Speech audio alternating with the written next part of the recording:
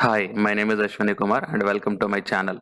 In this video, we are going to see the PhD in regular mode for the eligibility of assistant, associate and a professor as per the UGC regulations.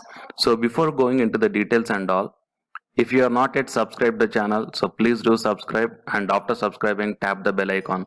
Then you are going to get all my updates as the immediate notifications to your mobiles, laptops or desktops. Now while coming to the present content of the video, so as per the UGC regulations for minimum qualification, that is on published on July 2018. So as per this UGC regulation, so the minimum eligibility for the assistant professor is that all of you may know that master's degree with 55 percentage of marks. So apart that one, you must have the net qualification, UGC net or the CSIR net qualification must be there. So if the net or UGC net or CSIR net qualification is not there, then the PhD is mandatory. So recently MHRD released one press notice that from 2021 onwards, the PhD is mandatory for the direct recruitment of the assistant professor in selection grade. So here, while coming to the PhD, how the PhD has to be done, they're given here that the PhD degree of the candidate has been awarded in the regular mode. The PhD thesis has been evaluated by at least 2 external examiners. So all these points we will see in the next videos. But here I want to clear one doubt regarding that the PhD degree of the candidate has been awarded in a regular mode. So what is the meaning of this regular mode? Well, because so many candidates are thinking that this regular mode is nothing but doing the PhD as a full time. So here I'm going to clarify you the doubt regarding this regular mode with respect to the UGC public notice.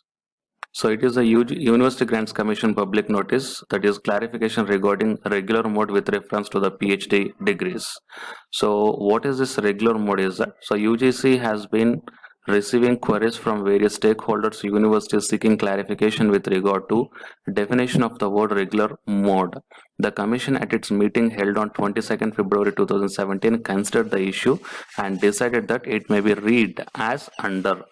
So PhD degrees which are pursued either full-time or part-time will be treated as degrees awarded through regular mode, provided these are in conformity with the existing statutes or bylaws or ordinance etc. of the degree awarded university.